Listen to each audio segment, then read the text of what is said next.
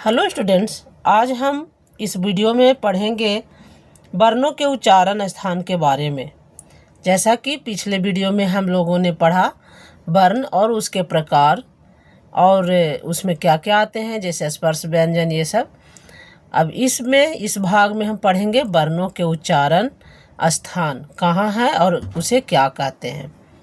तो चलिए स्टार्ट करते हैं। क्या है वर्णों का उच्चारण स्थान? क्या ये है, इसका परिभाषा है ये। अकूह विसर्जनीया नाम कंठः। अकूह विसर्जनीया नाम कंठः यानी कि आ का मतलब हो गया आ और आ। कु मतलब हो गया का वर्ग, कु मतलब हो गया का वर्ग। हा मतलब हुआ हा। अब विसर्जनीया मतलब विसर्ग, यानी आ का वर्ग हा और विसर्ग। इसका उच्चारण स्थान कंठ है। क्या है?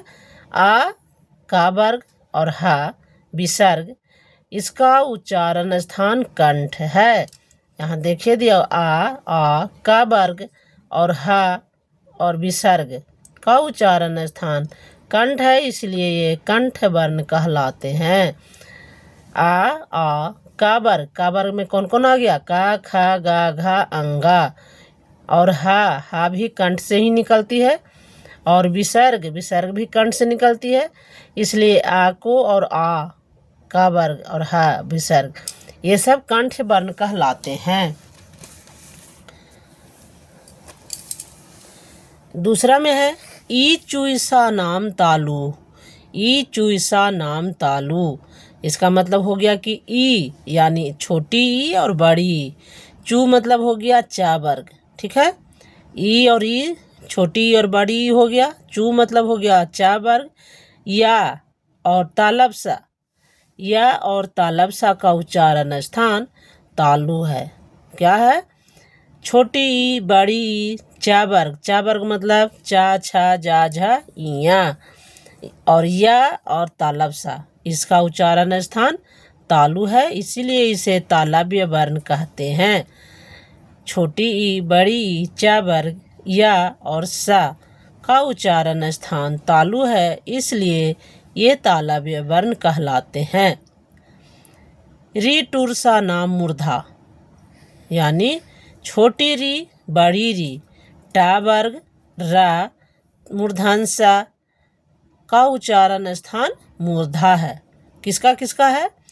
छोटी री बड़ी री टा वर्ग में आ जाता है टा ठा डा ढा ना, यानी टा वर्ग।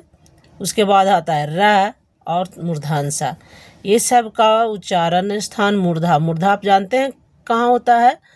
मुंह में जो ऊपर गड्ढा वाला है उसे हम कहते हैं मूर्धा, इसलिए इसे हम मूर्धन्य वर्ण कहलाते हैं। जब मुंह खोलते हैं ना तो ऊपर में गड्ढा, दांत के पीछे वाला भाग और अंदर ऊपर वाला भाग को कहते हैं मूर्धा, इसलिए ये मूर्धन्य वर्ण कहलाते हैं। लृ तुलसा नाम दंता। लृ संस्कृत वर्ण में लृ आता है, री के बाद छोटी री बड़ी री और लृ। तो लृ तू मतलब हो गया ता वर्ग ला और डंटी सा, इसका उच्चारण स्थान दांत जब बोलते हैं तो दांत में जिह्वा सटती है, स्पर्श करती है, इसीलिए इसे हम कहते हैं दंत्य वर्ण। दांत में स्पर्श करने के कारण ये दंत्य वर्ण कहलाता है, यानी लृ ता वर्ग ला और सा का उच्चारण स्थान दांत से होता है, उच्चारण दांत से होता है, इसीलिए ये दंत्य वर्ण कहलाते हैं। उपधमानिया नामोष्ठो।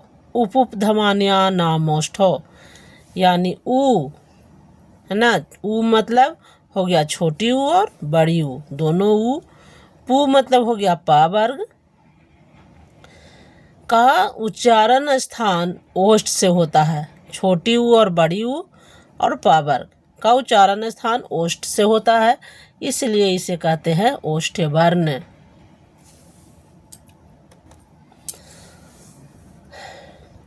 ए दैतो कंठ तालु हो। ए दैतो कंठ तालु, ए और ए का उच्चारण स्थान कंठ से होता है और तालु से, दोनों से होता है। ए और ए का उच्चारण स्थान कंठ और तालु दोनों से होता है, इसीलिए इसे कहते हैं कंठ तालव्य। ए और ए का उच्चारण स्थान कंठ तालु से होने के कारण इसे कहते हैं कंठ तालव्य। ओ दो तो ओ और आओ का उच्चारण स्थान कंठोष्ठम, कंठ और ओष्ठ से होता है। ओ और औ का उच्चारण कंठ और ओष्ठ दोनों से होता है, इसीलिए कहते हैं इसे कंठ्योष्ठम, कंठ्योष्ठम वर्ण। वकारस्य दंतोष्ठम, वकारस्य मतलब होता है वा, वा या रल्ला उवा होता है ना, वा, वही उवा।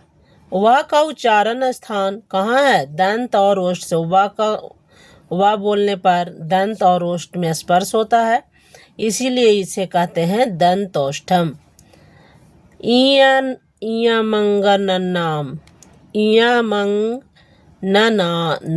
नासिका च, इयमंगननाम नासिका च, यानी जो पांचवा वर्ण होता है, हर एक वर्ग के पांचवा वर्ण इया म अंगा न और न, इया म अंगा तबर्गी न और न, इसका उच्चारण स्थान नाक से होता है, इसीलिए इसे नासिक के वर्ण कहते हैं।